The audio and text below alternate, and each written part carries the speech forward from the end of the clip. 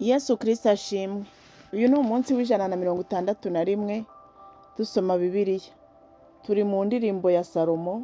Uyu munsi turatangira ku bice 5 tunasoze iki gitabo cy'indirimbo ya Salomo. Reka dusome mu izina rya Yesu. Umukwe: ndaje mu murima wanjye, yewe mushiki wanjye, mugeni wanjye. Nasoromye uduti tw'ishangi twanjye n'utw'imibavu yanjye, nanyoye vino yanjye n'amata yanjye. Nimurye yemwe nshuti, nimunywe, ni ukuri munywe cyane, mwa bakunzi banjye mwe. Umugeni: nari nsinziriye, ariko umutima wanjye uba maso. Numva ijwi ry'umukunzi wanjye akomanga, aramutse ati: nkingurira mushiki wanjye, mukunzi wanjye utagira inenge, numa yanjye. Kuko umutwe wanjye watonzweho n'ikime, n'umusatsi wanjye urimo ibitonyanga bya nijoro. Nikuyemo umwambaro wanjye nawambara nte? Nogeje ibirenge byanjye nabyanduza nte? Umukunzi wanjye aseseka ukuboko mu mwenge w'urugi, maze mu mutima wanjye urukundo rwinshi rumwuzuramo. Ndabyuka njya kumukingurira. Ibiganza byanjye bitonyongaho ishangi iyagirana iva ku ntoki zanjye, itonyanga ku byuma bikingishwa urugi. Maze nkingurira umukunzi wanjye, ariko nsanga yahavuye yigendeye. Umutima wanjye wari washigutse ubwo yavugaga, ndamushaka ndamubura, ndamuhamagara ntiyanyitaba. Mpura n'abarinzi bagenda umudugudu, barankubita barankomeretsa. Abarinzi b'inkike banyambura umwitero wanjye. Mwa bakobwa b'i Yerusalemu mwe, ndabihanangirije, nimubona umukunzi wanjye mumubwire yuko urukundo rwansabye. Abakobwa: umukunzi wawe mbese arusha abandi iki? Yewe wa mugore we w'indatwa mu bagore, umukunzi wawe arusha abandi iki gitumye utwihanangiriza utyo? Umugeni: umukunzi wanjye arera kandi akeye mu maso, ni inyamibwa iruta abantu inzovu. Umutwe we ni nk'izahabu nziza cyane, umusatsi we uratsibye kandi urirabura nk'intuntu. Amaso ye ameze nk'ay'inyana ziri ku migezi, yuhagijwemo amata kandi ateye neza. Mu misaya ye hameze nk'akarima k'imibavu, hararambutse, n'imikingo itwikiriwe n'uburabyo buhumura. Iminwa ye imeze nk'imyangange itonyanga ishangi iyagirana. Ibiganza bye bimeze nk'impeta z'izahabu zashyizwemo tarushishi. Umubyimba we umeze nk'ihembe ry'inzovu ribajwe, ryashyizweho utubuyenge twa safiro. Amaguru ye ameze nk'inkingi za marimari zashinzwe ku dutebe tw'izahabu nziza.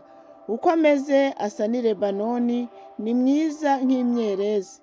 Imvugo ye iranezeza, ni ukuri ni mwiza bihebuje. Uwo ni we mukunzi wanjye, kandi uwo ni we nshuti yanjye, yemwe bakobwa b'i Yerusalemu mwe. Indirimbo ya Salomo, ibice 6. Abakobwa: umukunzi wawe yagiye he?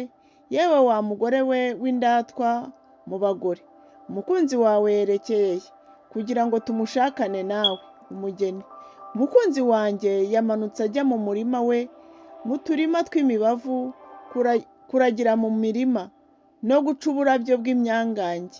Ndi uw'umukunzi wanjye, umukunzi wanjye nawe n'uwanjye, aragirira umukumbi we mu myangange. Umukwe: mukunzi wanjye uri mwiza nka Tirusa, urarimba nk'i Yerusalemu,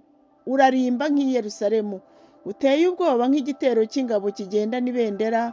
Unkureho amaso yawe, kuko binzonga. Umusatsi wawe umeze nk'umukumbi w'ihene ziryamye mu ibanga ry'i Galeyadi. Amenyo yawe yera nk'umukumbi w'intama zivuye kuhagirwa. Zose zigenda zikurikirwa n'impanga zazo, ntihagira n'imwe ipfusha. Mu misaya hawe hameze nk'igisate cy'ikomamanga. Hagati y'imishunzi yawe hariho abamikazi 60 n'inshoreke 80 n'abakobwa batabarika. Ariko inuma yanjye naciye akayonga ni we gusa, ni ikinege cya nyina, ni umutoni wamubyaye. Abakobwa iyo bamubonye bamwita uwahiriwe, ndetse abamikazi n'inshoreke nabo baramusingiza. Abakobwa: uyu ninde utungutse umeze nk'umuseke utambitse? Ni mwiza nk'ukwezi, arabagirana nk'ikizubazuba, ateye ubwoba nk'igitero cy'ingabo kigenda n'ibendera. Umugeni: naramanutse njya mu murima w'imijozi kureba imbuto zashibutse mu kibaya, kureba ko umuzabibu upfunditse udupfundo n'imikomamanga ko irabije. Ntarabimenya, umutima wanjye wangejeje mu magare y'intambara y'ubwoko bwanjye bw'imfura. Abakobwa: indirimbo ya Salomo, ibice 7. Garuka, garuka wa Mushulamu we, garuka, garuka kugira ngo tukwitegereze. Umugeni: kuki mushaka kwitegereza Umushulami nk'imbyino y'i Mahanayimu? Abakobwa: ibirenge byawe bikwese ni byiza, wa mukobwa w'umwami we. Amatako yawe ameze nk'iby'umurimbo by'igiciro cyinshi, byakozwe n'iminwe y'umuhanga.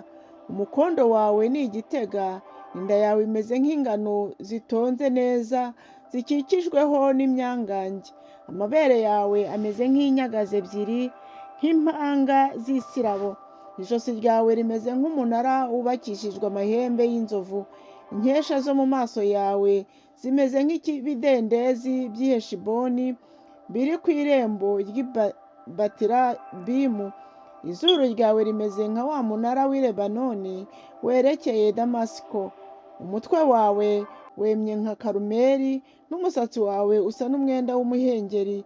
Umwami atonesha uwo musatsi uboshye. Umukwe: kuri mwiza kandi unezeza, yewe uwo mporanira urukundo rwishimirwa. Uburebure bwawe buhwanye n'umukindo, n'amabere yawe ahwanye n'amaseri yawo.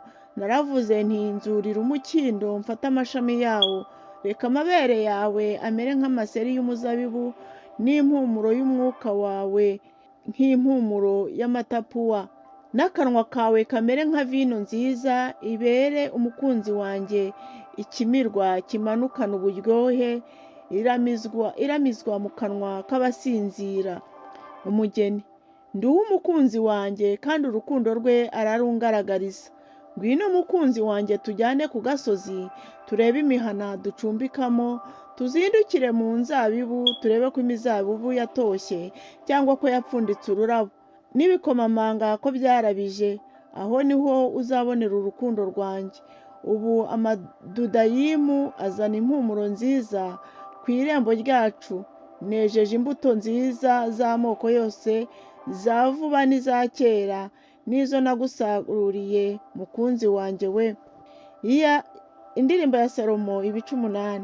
Iyaba wari nka musaza wanjye wonkejwe na mama, nagusanga hanze nkagusoma kandi nta wabingaya. Nakujyana nkakugeza mu nzu ya mama akanyigisha, nkagusomya kuri vino ituriye no ku mazi y'imikomamanga. Wasanga ansheguje ukuboko kw'ibumoso, ukw'iburyo kumfumbase. Umukwe: yemwe bakobwa b'i Yerusalemu, ndabarahirije, ntimukangure umukunzi wanjye ngo abyuke kugeza igihe abyishakira. Abakobwa: uriya ninde uje azamuka ava mu butayu yegamiranye n'umukunzi we?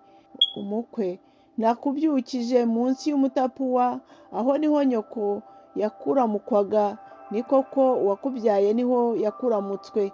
Umugeni: unshyire mu gituza cyawe mbe ikimenyetso, mbe no ku kuboko kwawe, kuko urukundo rukomeye nk'urupfu, kandi ifuha ntirigondeka ni nk'imva. Ibirimi byarwo ni nk'iby'umuriro, ni umuriro rwose w'Uwiteka. Umukwe: amazi menshi ntiyazimya urukundo, n'inzuzi zuzuye ntizarurenga hejuru. Umuntu watanga ibyo afite mu rugo rwe byose kugira ngo agure urukundo yagawa rwose. Umugeni: dufite murumuna wacu utarapfundura amabere, tuzamugira dute igihe azasabirwa? Umukwe: niba ameze nk'inkike z'amabuye, tuzamwubakaho umunara w'ifeza. Niba ameze nk'umuryango, tuzamukingira n'imbaho z'imyerezi. Umugeni: njyeweho ndi nk'inkike z'amabuye, n'amabere yanjye ni nk'iminara yazo. cyo cyatumye mu maso y'umugabo wanjye mubera nk'ubonye amahoro. Salomo yari afite uruzabibu i Barihamoni, arugabanya abarinzi. Umuntu wese muri bo yategetswe kujya atanga ibice by'ifeza 1,000 ku mwero warwo. Uruzabibu rwanjye bwite ruri imbere yanjye, yewe Salomo, uzabona 1,000 cyawe, kandi abarinzi b'imbuto nabo bazabona 200. Yewe uba mu mirima, bagenzi banjye bategera ijwi ryawe amatwi, urinyumvishe. Mukunzi wanjye, banguka umere nk'isirabo cyangwa umucanzogera w'impara mu mpinga z'imisozi y'imibavu. Imana ibahe umugisha. Dushoje indirimbo ya Salomo. Tuzakomeza ejo dutangira igitabo cya Yesaya. Mugire umunsi mwiza.